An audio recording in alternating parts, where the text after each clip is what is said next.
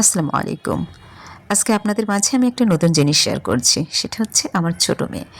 ও বলল, "আজ আমি বিকালে তোমাদের নাস্তা বানিয়ে খাওয়াবো।" That's great.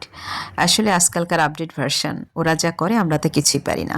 তো কি করলো কিছু পাউরুটি নিয়ে ওর সাইডগুলো কেটে সেগুলো ব্লেন্ড করে ফেললো। তারপরে পাউরুটিটাকে মাঝখান থেকে কেটে আলাদা করে রাখলো। তারপরে এই যে ২ টা ডিম ফেটে নিল। ডিমের মধ্যে হালকা একটু পানি দিয়ে ফেটে নিল যাতে কাভার হয়। তারপরে কি করলো, একদম পিওর গুঁড়ো দুধটার সাথে ঘি আর হালকা চিনি দিয়ে একটা মিক্সার তৈরি করলো, খুব ঘন, দেখতে পাচ্ছেন, খুব ঘন একটা মিক্সার তৈরি করেছে। তারপরে পাউরুটির মাঝখানে দিয়ে ২টা পাউরুটির মাঝখানে দিয়ে ডিমে ভিজিয়ে এই যে ওই পাউরুটির গুঁড়া দিয়ে কোট করে রাখলো।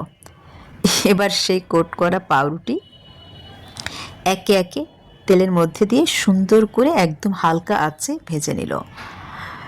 তো এত চমৎকার একটা টেস্ট আসছে। তো আমরা অনেক সময় মনে করি যে বাচ্চাদেরকে এটা করতে দিব না, ওটা করতে দিব না, চুলার কাছে যেতে দিব না, যেহেতু বয়স 11-12 হয়ে গেছে। তো আসলে ওদের যেতে দিতে হয়। এখন থেকে যদি না শেখানো হয় তাহলে ওরা কোনো কাজ কিন্তু শিখবে না।